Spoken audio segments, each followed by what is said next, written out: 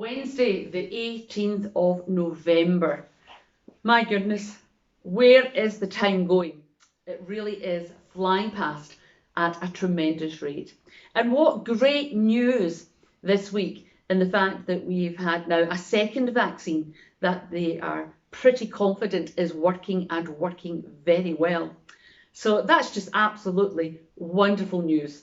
And I think I told you months and months ago that I was absolutely confident that something would be coming this year. And here we are. So absolutely delighted with that news. But what I want you to think about this week, well, just at the end of last week, there was lots of these around and lots of people dressed up and doing lots of different things. But the main thing was a great big yellow teddy bear, and it's got a bandage, a colourful bandage around sort of off this side of the head. And I'm sure you all know that it was Children in Need on Friday, the day when lots of activities, well, would normally take place. I know some still did, but not as many as normal. So, Children in Need, what a great venture that is. What a wonderful charity that is also. So, my grandson, who is now 2, he was 2 in September, well, he did his very first sponsored event. They had a sponsored sports event, for a better term, at nursery school, at his nursery that he attends. And of course, he had to get dressed up for it. Well, they didn't have to, but they could if they wanted. So, and then, of course, if you buy any of the Pudsey Bear clothes range, a percentage of that cost goes straight to Children in Need.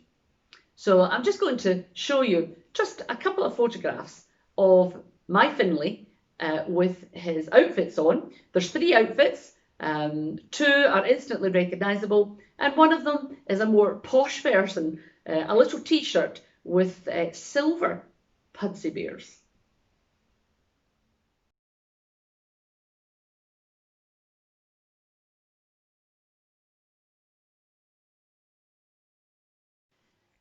So, Children in Need. At the time of recording this, the total was over £37 million. Wow, £37 million. People were donating their money to this wonderful charity. Who can forget over the summer months Captain Tom and his marvellous attempt, what started out just to be a very small venture, big venture for him, but you know, hoping to raise maybe a couple of £1,000. But then look at the money Captain Tom raised, and isn't it just marvellous that people responded and what his foundation is now going to be doing. So absolutely wonderful. And of course, Captain Tom is everywhere now as well, isn't he? But I must admit, every time I see him, it brings a smile to my face, and it just reminds me how generous people are. So our talk today is going to revolve around charities, because there are hundreds and thousands of charities out there.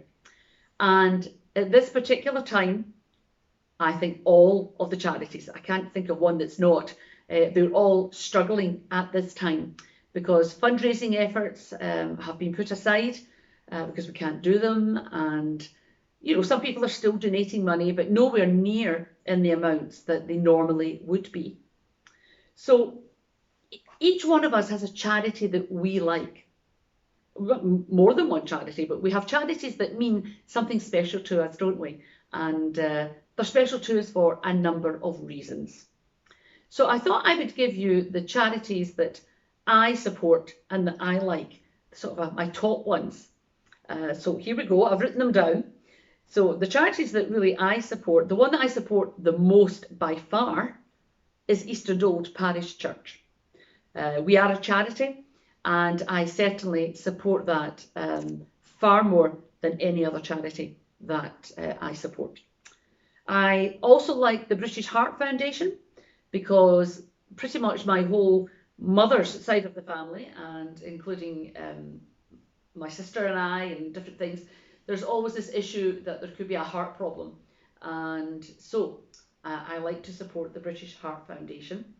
I also support various cancer charities, simply because, again, I know a few members in the family who have passed away from cancer, and also friends. And in the job that I'm in, I see lots of people with this disease. But there's so many diseases out there. So that's another one that I support. And then Christian Aid. I also support Christian Aid because we really need to help those less fortunate around the world. It can't always just be in our own wee corner that we support, because then the world would be in a much worse place. So I support Christian Aid. That's probably my top ones. But I do support many, many more, especially through the church connections. We raise funds for so many, and I support that also. So there's lots of charities out there. Fortunately, I and many people like you gift aid our donations. If you pay tax, then you can gift aid your donations. And I'm fortunate that I can do that. And that means the charity gets more money. However, a word of caution, because in the last few years, there's been two members, if not three, of our church where they have had to pay back to the tax office some of the gift aid money.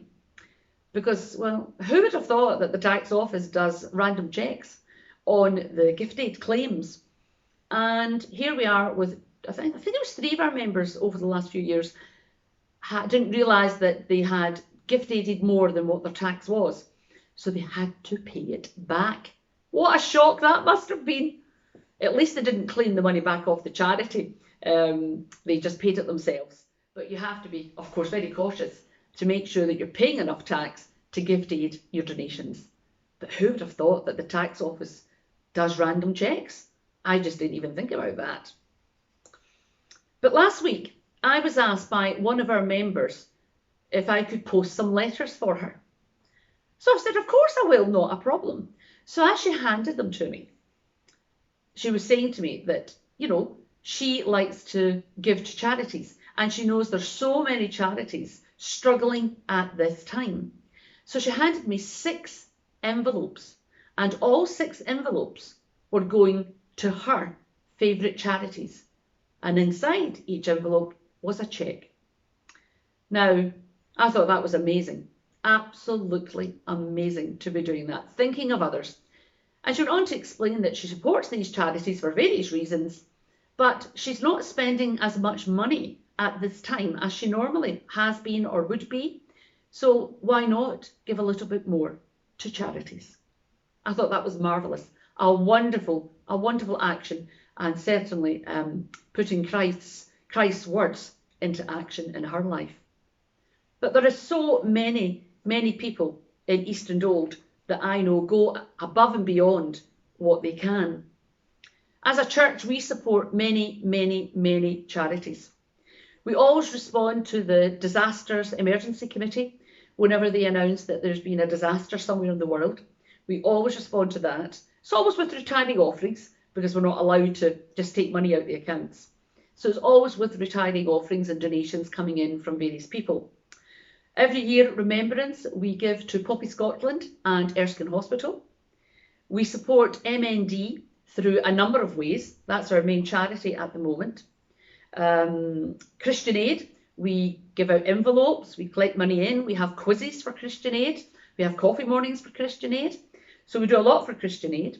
Leprosy Mission, we do quite a lot for that. Church of Scotland AIDS charity, Capability Scotland, Lip and Care, the Guide Dogs.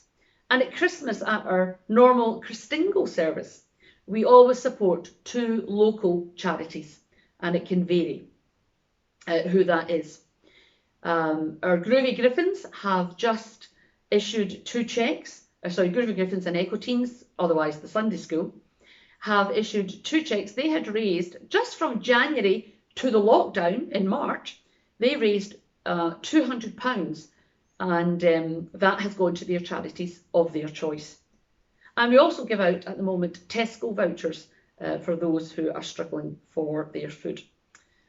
But there's lots and lots of charities out there.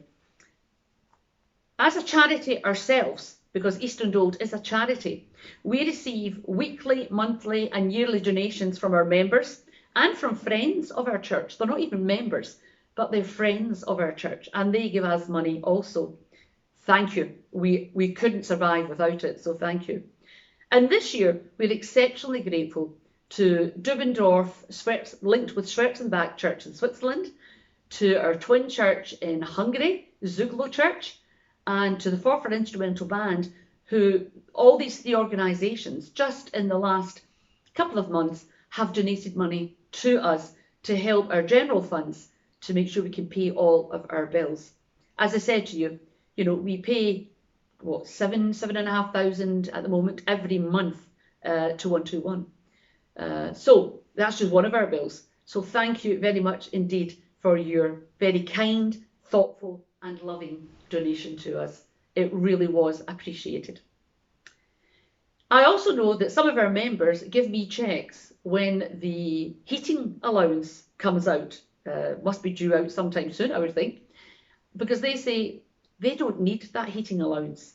So they want it to go to a charity. And I'm very fortunate that some of them give it to Eastern Old Parish Church so that we can further our work here in the Forfar area, but also worldwide. I know for a fact that our church are better at giving gifts to others rather than receiving them. I know that for a fact. But if you have the grace to give a gift, then you should also have the grace to receive a gift. And so on behalf of Eastern Old Church, I thank you and accept the gifts that you donate to our church. We're holding our annual Angus Toy Appeal. Normally it's the first Sunday in December, but this year we're holding it on the last Sunday in November and also the first Sunday in December because of numbers and restrictions.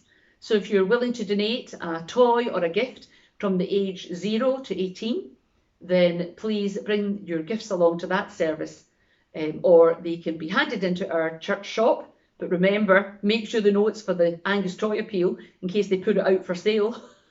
That would work very well. So if you could do that, that would be absolutely wonderful. And the Angus Toy Appeal have had even more requests this year than ever because of the current situation.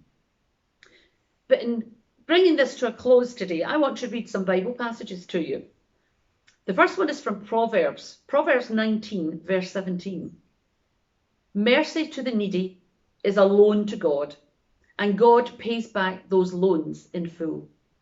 These Bible readings I've taken all from the Message because it's putting into a more everyday language for you.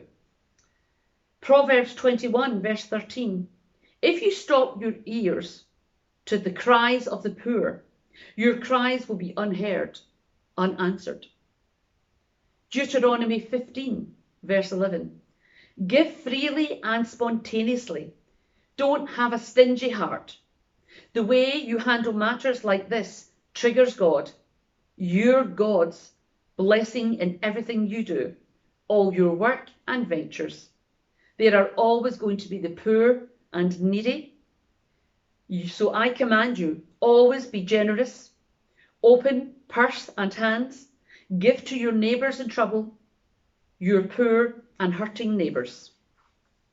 And then in Matthew 25, I'm reading 34 to 40, then the king will say to those on his right, enter you who are blessed by my Father.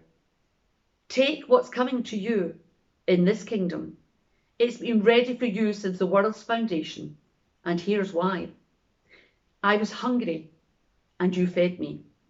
I was thirsty, and you gave me a drink. I was homeless, and you gave me a room. I was sick, and you came to visit. I was in prison, and you came to me.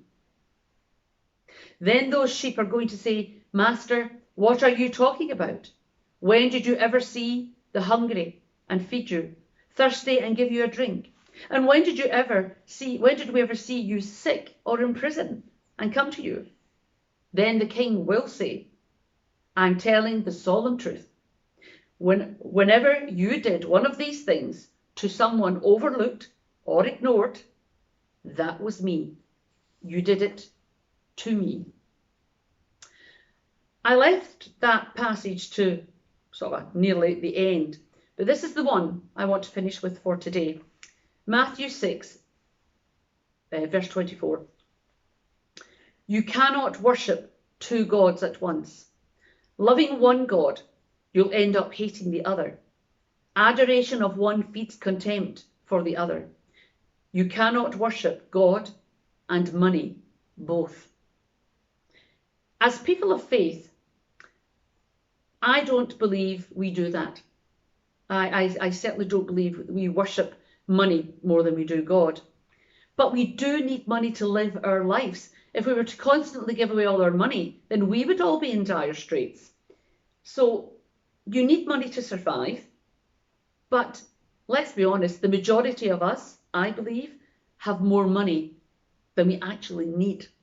Yes, we need to save, and we save for rainy days, and we pay our bills. But we've usually got a little bit left over to go out for meals, or, well, in the good old days, but when we could go out and do various things and wonderful holidays. So we do have some surplus money, most of us. I know some don't, but some certainly do. And especially in this current climate, well, there's lots of people struggling and they don't have enough. And that's where charities come to the fore to do the very best they can to help those in need. Just as Jesus said when he was hungry and thirsty, did you feed me and give me a drink? And homeless, did you give me a roof over my head? That's all there. So many charities are in need. So what I want to finish with today is this. Could you give a little extra to a charity over the coming weeks? For I know that I certainly can. God bless everyone. Have a wonderful week.